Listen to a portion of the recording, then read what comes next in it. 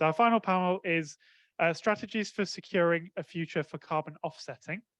And we have our panelists, Oliver Alcock. Where's Oliver? There you are. Kirsty Schneeberger from Climate Impact Partners.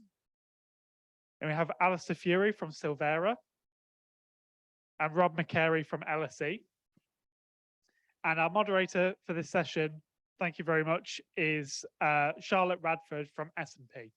Welcome, everyone.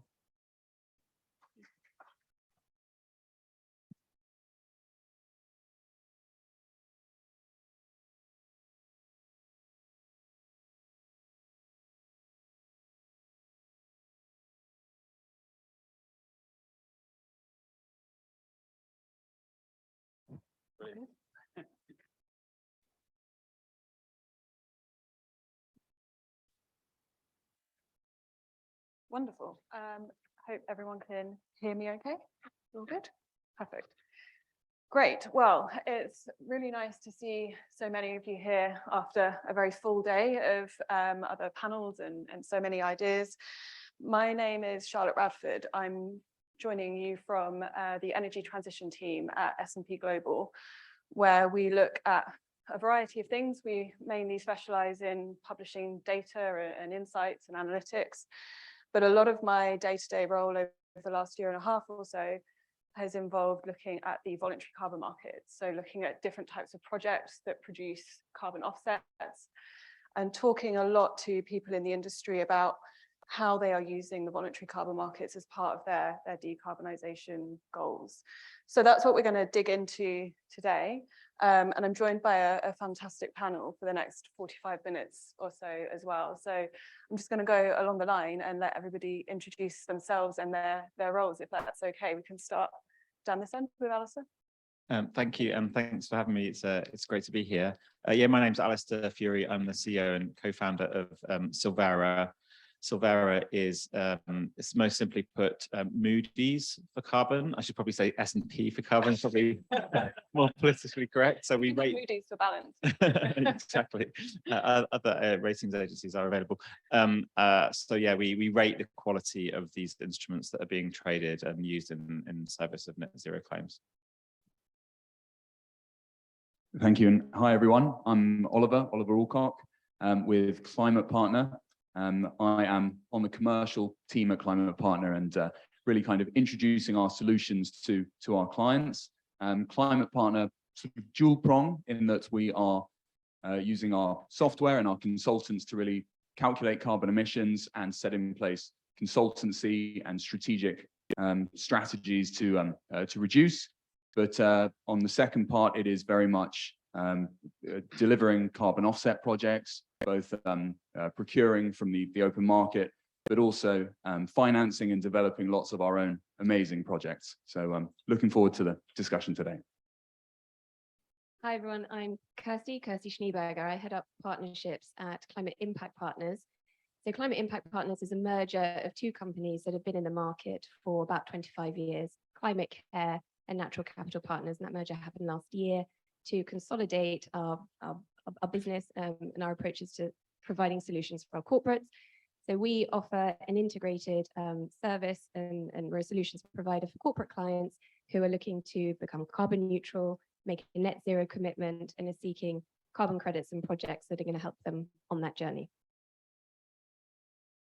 Hi everybody, hope you've had a good day today. I'm Rob McCary. I'm a policy analyst and research advisor to Nextern at the Grantham Research Institute at LSE.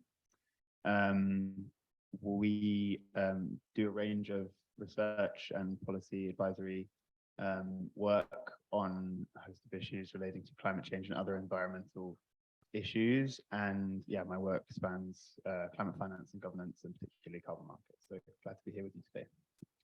Fantastic, thank you all very much. So it's really nice to be following on from a set of panels and conversations that have a lot of real world insights and kind of this actionable intelligence. So I'm really hoping that over the next 45 minutes or so, that's what we're going to do, talking about offsetting and carbon credits as well. We put our heads together last week and we actually changed the title of our panel a little bit just to adjust. There seemed to be a lot to talk about and discuss in terms of how offsetting fits within organizations' decarbonisation and net zero goals. So that's what we kind of wanted to try and discuss and think about. What are the limits of what the voluntary carbon markets and offsetting can do? How can they be used? How is it appropriate to use them? But also, how do we ensure that they're a part of this journey that is full of integrity and that people really have a lot of trust in? So hopefully that's what we will address. Lucky enough for us, we're followed by a drink session as well. So if you have any questions, please either ask them if we get time over the next 45 minutes or so, or you can come up to us afterwards, and we'd love to have a conversation. So that's what I hope we'll delve into: offsetting, carbon credits, voluntary carbon markets, all of these terms that I'm sure you come across either in your work or in the media as well. Lots of reporting on the carbon markets in general. So they are open to all for participation, but we wanted to look at their relevance in very practical terms. So to kick off, Oliver, I think we have a question. I might come to you first. How, in your experience and with some of the clients that you're working with, how are people looking at integrating the voluntary carbon markets within their net zero strategies? And do you find that there is a consensus on the most responsible way to do that? Is there enough accountability out there? What do you find? Well, there's lots to that question, but yes, there is consensus.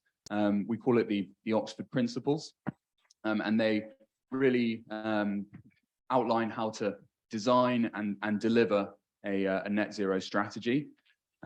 Before we even get to the aspect of the VCM and offsetting, it's very important to be calculating your carbon footprint and to be reducing that. You know, that is step number one. It is essential, and consensus, albeit this isn't in the Oxford Principles, is that it should be around 90%. So a lot of the work is done at source. But then when we approach offsetting, we are looking at using removal projects, high quality removal projects with long-term carbon sinks, long-term storage.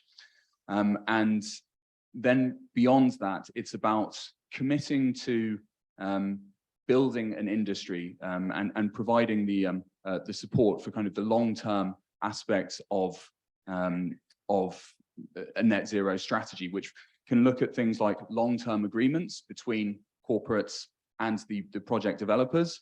It can be creating alliances throughout an industry so that you're bringing your peers with you.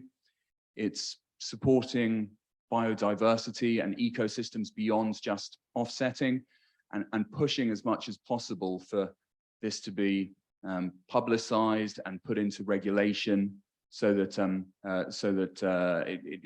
it's really going beyond your value chain mitigation.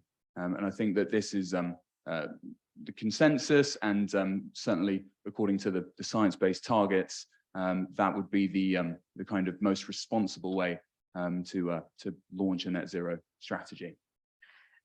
Thanks. And Oliver's mentioned there high quality projects, and I think that's something that comes up a lot as well when we're talking about carbon. So Alistair, how does that sort of correspond with the way that you're viewing things and looking at projects at Silvera? Yeah, I think it might be worth just spelling out for the room why you might need to think about quality, given that any credit that's on the market has been verified or accredited by some third party. It may, just to calibrate the level of knowledge, does anybody in the room know what a PDD is? Okay, that's a good start. So a PDD is like a project documentation for the project. It's like a bond prospectus or something. So if you imagine there's maybe 6,000 projects on the market that are issuing credits, each one of those is like doing some activity on the ground. Maybe they're planting trees, they may be restoring mangroves, maybe it's a technology-based solution like direct air capture. Each of those is, you need to pull all of those levers. So you need that diversity, and you need rule books to account for all of that diversity. So what you have is thousands of projects, each adhering to a different rule book and a different set of standards. and they're run by different developers and they are audited by different auditors. So what you end up is a massive complex diversity. All the data is semi-structured. There's no kind of standard data formats to describe. There's no standardized reporting like you would have in say like a P&L or like a balance sheet of a company, which makes things much easier. So that diversity also lends itself to like a range of quality. So you can maybe think about it like a bell curve, although there's a bit of a leftward skew, sadly, on the quality. Some projects are like, okay, maybe there's some risk you need to be aware of, but they're broadly doing what they say they're doing. Maybe there's a discount you need to apply. Some projects are fantastic. They might even be doing more than they claim at the best end of the curve. And then some should never have been be issuing credits at all. So that's kind of where we come in, is basically to reveal that spectrum of quality as an independent, disinterested, as in unconflicted third party. So we don't trade the credit, we don't take money from the developer. All we do is supply that transparency as a service. And then that plugs into the broader strategy of the corporate, how it should trade off their marginal abatement curve, like they're reducing their emissions, which has a price associated with it, and buying offsets. And typically, when you're buying high quality offsets, you're going to have to pay more for them, especially now. Maybe previously there were some bargains available, but those have kind of disappeared thanks to the transparency that we and others have brought to the market. That then drives the focus on abatement and the reduction of emissions, which is great. So we've had several clients who have, on seeing this quality distribution and how much they're going to have to spend, they shift their spend to accelerate the decarbonisation, which is kind of really what you'd prefer. Yeah, it's an incredibly multi-layered space. There's many different credit types out there, as you've mentioned, and I picked up on direct air capture as well, and that's really sort of the top end of things when it comes to this perception around quality a lot of the time. Let's move on. If we think about sort of risk assessment and mitigation, I think that's when you've mentioned different rule books, different standards, different auditors coming in. How can people look at risk management when it comes to using carbon credits as part of their net zero planning? And there's a few different elements to this. So Kirsty, I think I'll come to you first on possible reputational risks. Yeah, thanks. So we've heard a lot about quality of the credit, and when a corporate typically, or a buyer of the credit, is participating in the market, their reputation is something they need to think about, but also the reputation of the project. So I think reputational management is about doing the right thing and doing it well. And in relation to the voluntary carbon market, I think there's two aspects to it. The quality of the credit, and we've heard a lot about that, but I'll delve into a bit more about how we sort of manage that as a project developer. And then the integrity of the claim. So if a corporate or a buyer of the credit is wanting to say anything to the public, that is called a claim. They're making a claim, they're trying to meet a commitment. It's a public statement. And the integrity of that statement is really important. And so those two things I'll try and cover. So when we're thinking about the quality of the credit, and Alistair's really helpfully sort of defined to you why this heterogeneous market, there's so much diversity in the variety of projects out there, which also means there's a diversity, a bell curve, he put it, in terms of quality. Things that you really need to look for is how aligned with certain standards are the projects. And I think we have a section on standards a bit later, so I won't go into that detail about all the different kinds of standards, but we as a project developer will develop a project in line with core and established principles, methodologies and standards that we see in the market accepts as being representing high quality. In addition to that, there's all sorts of layers of due diligence that need to be done. So the project needs to have good governance. It needs to demonstrate that it's doing the thing that it was meant to do, that the carbon accounting is accurate, and so on. The reputational risk that you potentially are exposed to as a buyer in the market or the project developer is that you're putting good money into a not so good project. And let's not forget, this is a voluntary market. These are corporates, they're not regulated. There's no legal enforcement forcing them to put money into this project. They're putting their money voluntarily into these projects. So there's a real risk that if it isn't a high quality project, trust and integrity and the whole sort of exercise breaks down. And that's where we come in with our added layers of due diligence and so on to build trust with our corporate buyers, our corporate clients to, ensure that reputational risk is managed in that sense. In terms of integrity of the claim, you might have seen quite a bit in the press recently about greenwashing statements. There's been some litigation, just sort of generally lawyers going after corporates for misstating, arguably misstating, or the cases that they're misstating or overstating a particular claim. So that integrity aspect of the claim is really fundamental to the whole project. You need to ensure that the quality of the project is met with the appropriate claim. And again, there's guidance that I'll talk about in a minute, but something that we do, we have a dedicated team that works with corporate buyers to ensure that anything they put out in the public, any public statement that they make is accurate. It is an appropriate claim in line with whatever they've purchased from us. Do they want to be carbon neutral? Is this heading towards a net zero commitment, and so on? And so we really support them to make sure that they're not overstating. And there's an initiative that I just want to mention, the Voluntary Carbon Market Integrity Initiative. It's a recent initiative in the market that is looking at exactly that. How can we delineate between all of these varieties of claims that can be made, and what's the guidance and the guidelines that corporates need to adhere to make sure that there is integrity associated with their claim.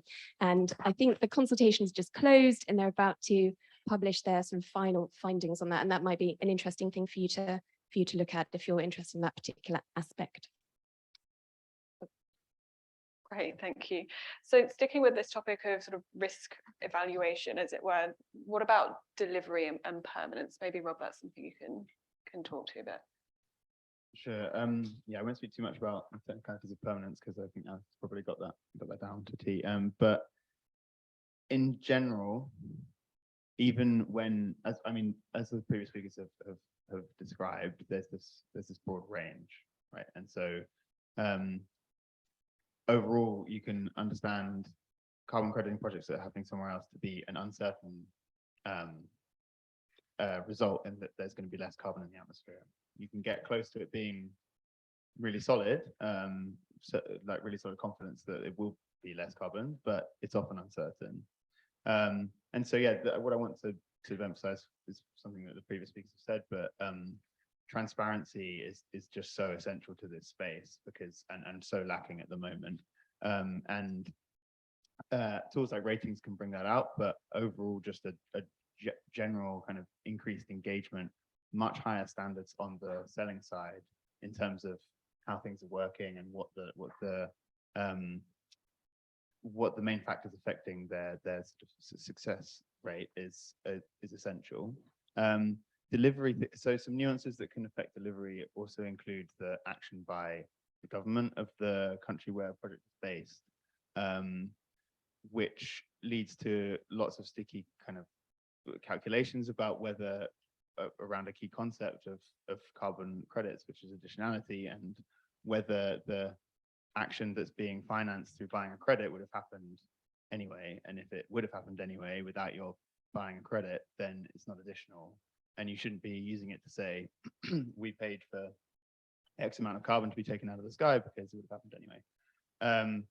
Country government actions are clearly essential here because if a government is going to go and develop a project maybe in a couple of years, or it's sort of developing programs in a certain sector, and private projects are developing those actions ahead of time, that might then it gets into a complicated space of additionality because there's potentially a sort of disincentive in this whole space for country governments to pursue certain areas and certain policies if they think that they can just actually get that sorted through the voluntary carbon market.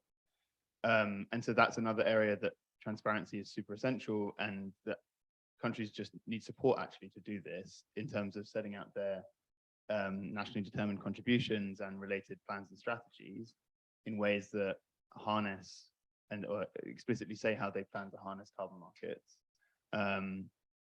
And projects can sort of people developing carbon crediting projects and programs can make reference to this. We need to see a sort of membrane, a connection between these processes and not a sort of discontinuity. So scaling up increasing the scale of the activity can also help there. And so we've seen this movement towards jurisdictional programs in forestry, in reducing deforestation.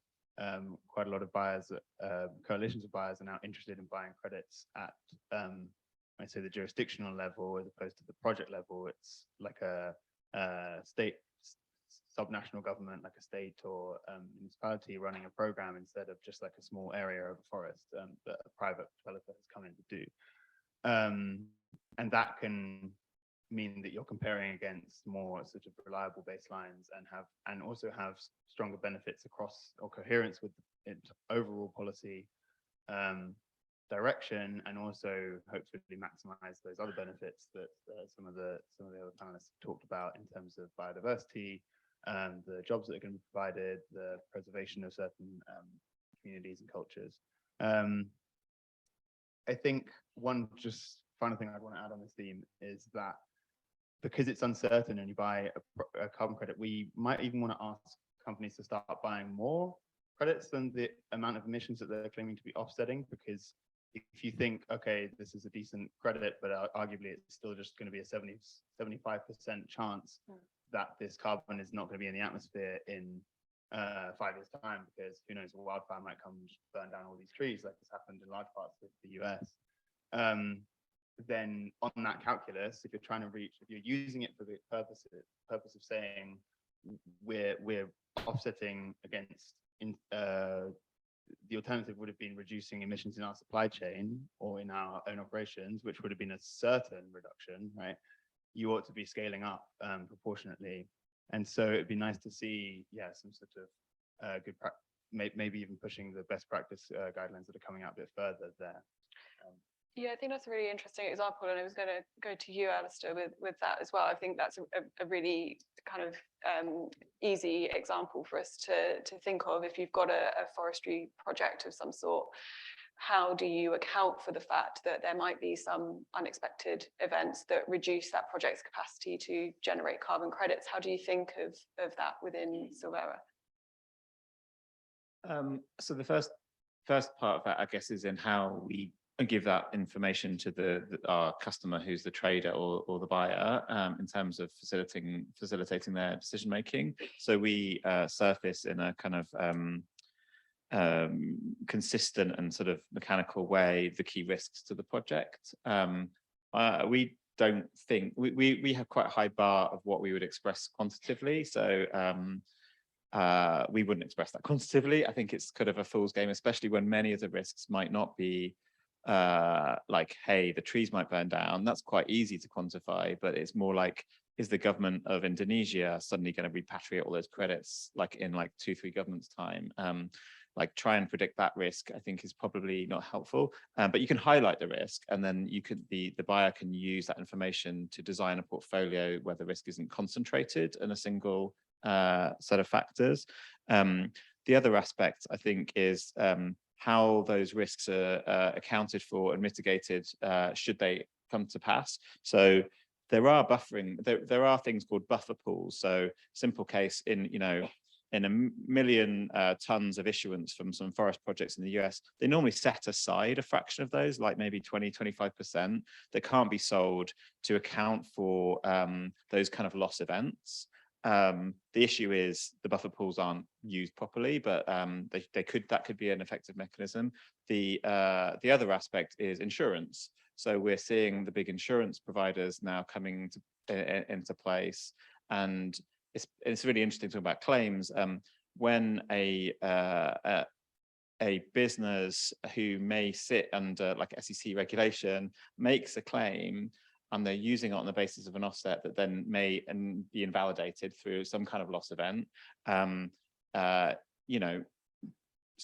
getting a Munich Re or somebody to take that risk on and paying for that might be a totally valid way of accounting for that. So then Munich Re just buys a ton of offsets, and he said to me, a ton of offsets, and then they'll make the atmosphere whole effectively because they've just reserved them to one side. So they can, that there are mechanisms that are totally workable and frankly have solved similar kind of problems in other industries that we're increasingly seeing being brought to bear. Yeah, really interesting. And Oliver as well, there's a financial risk here as well, presumably. There is definitely a financial risk. The price of carbon is very volatile, and accordingly, it creates uncertainty for investors and as part of a strategy. Current price of carbon maybe £20 per tonne. I think climate scientists would price the true price of carbon around £100. So clearly that is going to lead, as Alistair was referring to earlier, to strategies being focused on reducing at source, because you can control that and you can be aware of the associated costs. I think one theme that we've all been discussing here is something that's called Article 6, which is essentially part of the Paris Agreement. It was decided at COP26, and what this does is it gives host nations of credits ownership of those credits, that creates value in natural assets, which is a very good thing, but it also creates this uncertainty, geopolitical uncertainty, which can then mean that investors suddenly become very, very distanced from those credits. So how do we solve this issue? The answers to Article 6 are going to take a while to come out. There's a lot of political and technical kind of red tape to work our way through, but we need corporates to be brave and to kind of push ahead of waiting for policies, of waiting for public finance at the international level. And there are really great examples of this. So where corporates are really being proactive and getting involved in project development. There are a few well-known examples. One, we just had the largest brewdog in England open next to our office in Waterloo, so that one's close to home. They're Lost Forest up in Scotland, where they are creating kind of offset credits that they can really depend on for the foreseeable. But at Climate Partner, we are partnering with an organization called Rituals, which is a cosmetics company. We've just planted 750,000 mangroves along the coast of Kenya. And we have various other clients that we're going through this process with. And, I really like this because it brings this offsetting piece as close to home as it possibly can be. It's a long-term commitment, it's a big investment, and it's a great example to the rest of the industry as to how you can really kind of mitigate that risk associated to the cost of credits. Yeah, really interesting. I think that follows into our next question quite well as well, just in terms of the types of carbon credit that are out there, the options, and which ones are seeing the greatest demand as well. So I'm going to stay with you, Oliver and Alistair, on the end as well. What are buyers looking for? Can the carbon markets, given where that demand is concentrated, can they continue to deliver and scale up to meet demand that you're seeing from the clients you mentioned there? And are we seeing that investment in the right area?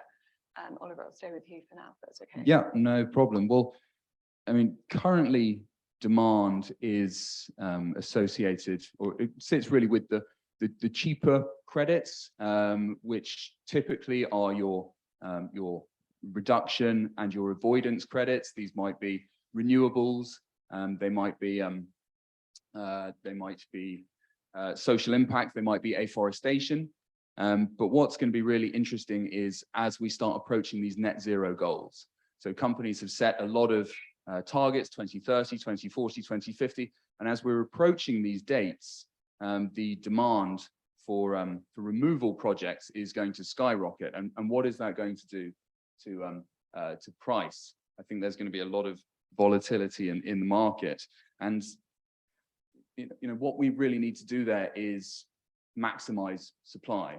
And I've spoken about project development, and what we really need is corporate pioneers who understand that emerging tech, it takes time to scale. Not every project is going to be totally successful. We do need more of this kind of beyond value chain mitigation mindset. So I mentioned blue carbon, and we have these mangrove projects, which are incredible. Other types of blue carbon include sea garden projects. And of course, we have no limit on the amount of coast where we can put these projects in, but they're very, very vulnerable in their infancy. So a storm can easily come and wipe these projects out. We mentioned DAC, direct air capture. So again, incredible potential, but it's incredibly expensive at the moment and can only be in certain geographies. But we need to get resource to these projects so that we can scale it, so that we can find solutions that are going to be shareable throughout the community. And Alistair, I know you sort of touched on some of the different credit types as well, but anything you would add there to what Oliver's outlined? So this thing Oliver mentioned, SBTI, the Science Based Targets Initiative, did release some guidance which kind of shifted the demand profile away from emissions reductions. That's basically preventing deforestation, preventing emissions in a kind of broad sense, to actively removing CO2 from the air. So you do see this kind of journey of discovery in the corporate where they're like, hey, I've read SBTI, I've got to buy those ones, right? And then they realize how expensive they are, and they're like, maybe I'll have a balanced portfolio. And then there's an assumption. I think you mentioned direct air capture is like obviously the best, right? But I think there's an assumption that because it comes from a machine and there's a valve somewhere, that they haven't gained their LCA, which I don't think is like necessarily universally true. So like some of those credits you would definitely need to do your own homework on, because buyer beware effectively. And I think the broader point on SBTI, they kind of scored an own goal for the world, frankly, because they basically said, hey, definitely focus on reducing emissions. That's obviously what you should do. As you segue to net zero, you need a one-for-one relationship between your emissions and your removal, fine. But the private sector emissions are, and the corporate sector are a minority of emissions, right? So if the private sector could be like, yay, pat myself on the back, we've nailed it, but the world would fail dramatically because all of the informal deforestation, all of the black market, all of deforestation, like from human encroachment, that's just not covered. So unless that activity unless the stopping of that activity and giving alternative livelihoods to the people who are doing that is financed, then we're all collectively kind of screwed, right? So that's a kind of realization that people are coming on, and the SBTI has kind of backtracked a little bit, but there's certainly like not a requirement to do that, which I think that won't last forever. So I think our sense is the most sophisticated businesses we work with take this kind of last but not late kind of philosophy. So they'll remove their emissions, but they'll also offset as well, and they'll try and account for that unfunded share of decarbonisation elsewhere in the world, and that would be best practice in our view. But hey, all journeys are on, all businesses are on their kind of own journey of developing policy on that. Yeah, I mean, it's changed an awful lot over the last year and a half. It's a space that's evolving really, really rapidly, but really interesting. Thank you. And Rob, I think earlier in your point, you introduced this idea of additionality. So I wanted to just dig into that in a couple of ways. How do we ensure that these projects are delivering additional savings? Is there a regulatory element behind that? But how do we ensure that within companies' own strategies that they're delivering additional savings, but also whether the credited activities themselves are actually additional? And I'll come to you, Kirsty, after, if that's okay, and Rob first. Sure, thank you. Look, additionality is another one of these factors that makes for quality, that at the level of the credit issuance, there are all sorts of technical methodologies for figuring it out. So it's sort of multi-factor. We've spoken a fair bit about it already. One would be financial. And so a project has to say, oh, look, we wouldn't have been financially viable unless we sold these carbon credits. And so for that reason, renewable energy has actually kind of become or like shifted, even though there are still lots of credits, renewable credits about. I think the major standards are now saying they won't issue new ones, except for in countries where it's really hard to attract finance, like at least developed countries and vulnerable countries. Another one is sort of the policy space that I was talking about before. So you have to be pretty confident that the policymakers wouldn't have turned around and done the same project as you like a year later. And I'm really glad Oliver brought up Article 6, because that the question of policy relates to the link between the Article 6 or the markets that will be set up under the Paris Agreement and defined by the Paris Agreement's own rules, which are confusingly can also be generate credits which will then be used to meet voluntary purposes. So it's not so much like there's Article 6 and voluntary markets as this complete distinction, but it's different. It's a different channel to the private standards, of which with the methodologies that already exist that we've been mainly talking about here.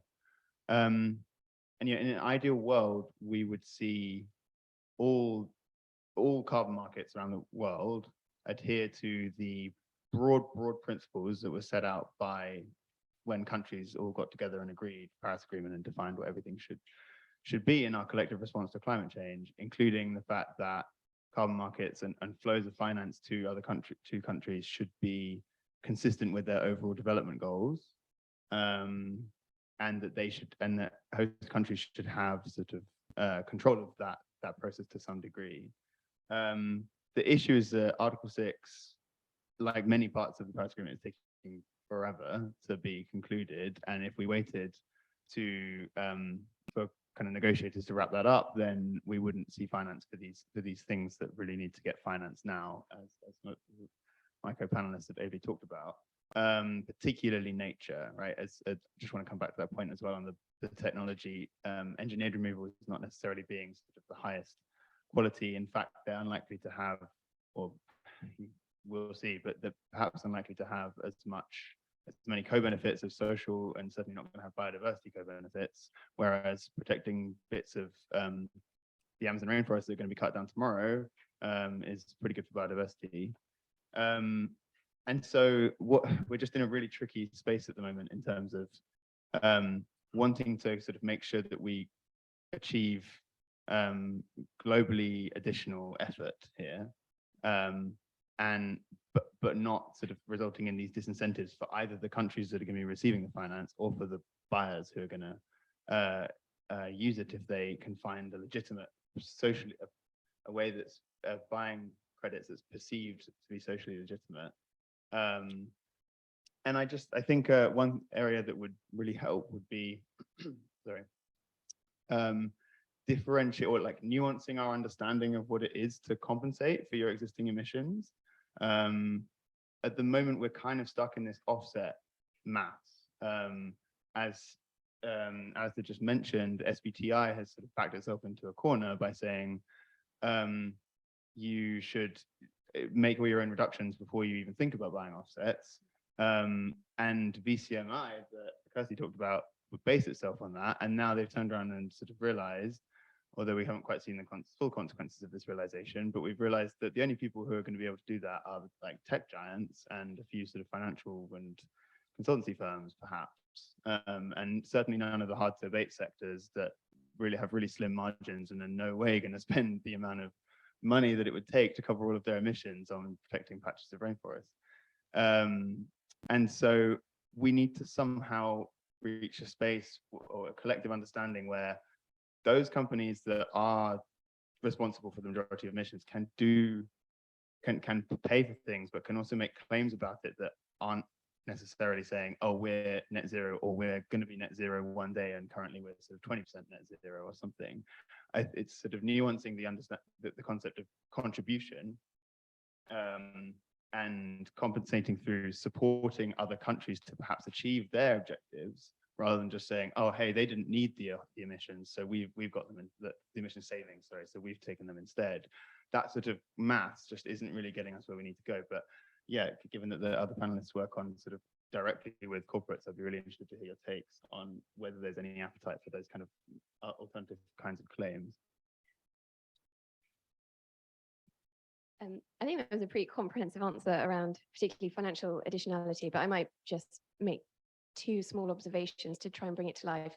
Actually, firstly, I think it's partly why both Alistair and Rob, I think, referred to the Science-Based Target Initiative. And just last week or a couple of weeks ago, they issued their urgent guidance on basically not just focusing on 90% abatement, decarbonisation, reduction, and then 10% residual being removals and waiting to that time, but urgent guidance on their beyond value chain mitigation, which is essentially purchasing carbon credits that can be avoidance credits as well. So I think it is quite helpful that they're responding in real time when they have slightly perhaps backed themselves into a corner. Anyway, first observation. Second observation around financial additionality. You know, it might seem like quite a complex issue to get your head around, but I think Rob's described it very, very, very well. Project needs to demonstrate that without this carbon finance, it wouldn't go ahead.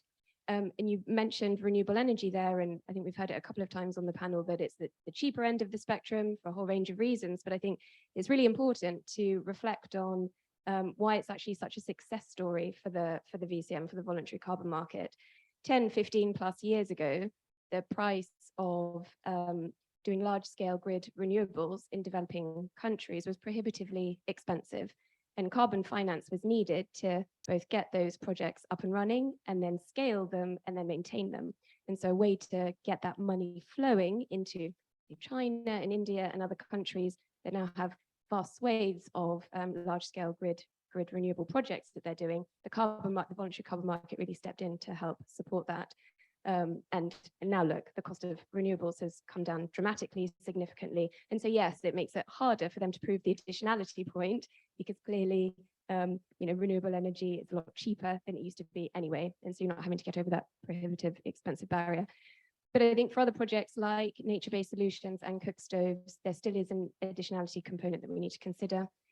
We need carbon finance to both develop and distribute clean cook stoves to rural communities in developing countries. So that's clearly an example of where the financial additionality test is still met. And similarly, with some of the more complex biodiversity ecosystem restoration projects, so more than just say planting trees, but actually integrating a whole host of other factors.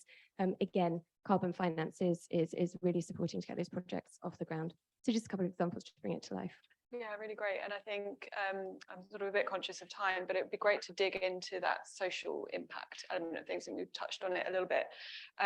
But what are the mechanisms that are in place to actually ensure there is this social or positive social impact as well? And we kind of refer to these as co-benefits or things that meet sustainable development goals. But is there an additional value to them? Are they valued accordingly? I can stick with you, Kirsty, as you've got the microphone. I really love this question because actually for me, it goes to the heart of what the VCM really is about. It's not just about carbon, but it's about other issues that we're trying to fix, such as the biodiversity crisis and such as improving livelihoods. So we've talked about the standards through looking at it through the carbon lens, what a project needs to do in order to meet carbon standards so that it can be verified and certifiably seen to issue carbon credits.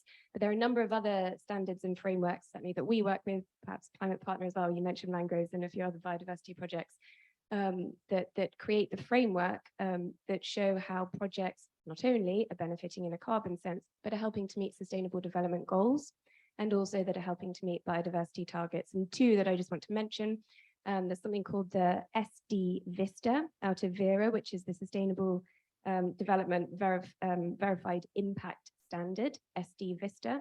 So that focuses on, that has methodologies around ensuring the project has educational co-benefits, gender empowerment co-benefits, health co-benefits, and so on.